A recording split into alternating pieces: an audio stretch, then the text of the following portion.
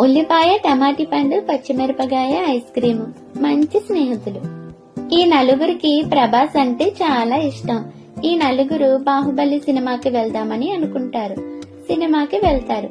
తిరిగి వస్తుండగా బోరున వర్షం.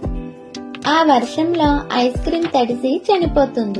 ఉల్లిపాయ, టమాటీ, పచ్చిమిర్చి అది చూసి మరికొద్ది దూరం వెళ్ళాక బజ్జీలు వేసుకునే ఆయన ఒక పచ్చిమిర్చి తక్కువగా ఉందని చెప్పి ఆ పచ్చిమిర్చిని తీసి ఆయిల్లో వేస్తాడు. ఆయిల్లో పడి పచ్చిమిర్చి చచ్చిపోతుంది. అది చూసి ఉల్లిపాయ, టమాటీ చాలా ఏడుస్తాడు. ఇంకొంచెం దూరం వెళ్ళాక టమాటీ పండుని ఒక లారీ తొక్కేస్తుంది. లారీ కింద పడి టమాటీ పండు చనిపోతుంది. అది చూసి ఉల్లిపాయ చాలా ఏడుస్తుంది.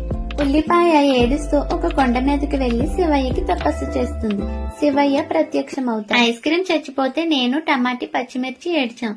పచ్చిమిర్చి చచ్చిపోతే నేను, టమాటీ ఏడ్చాం. టమాటీ చచ్చిపోతే నేను ఏడ్చాను. నేను చచ్చిపోతే ఎవరేడుస్తారు శివయ్య అని అడుగుతుంది. శివయ్య దానికి సమాధానంగా, నిన్ను ఎవరైతే కోస్తారో వాళ్ళు ఏడుస్తూనే ఉంటారు అని వరమిచ్చి వెళ్లిపోతారు.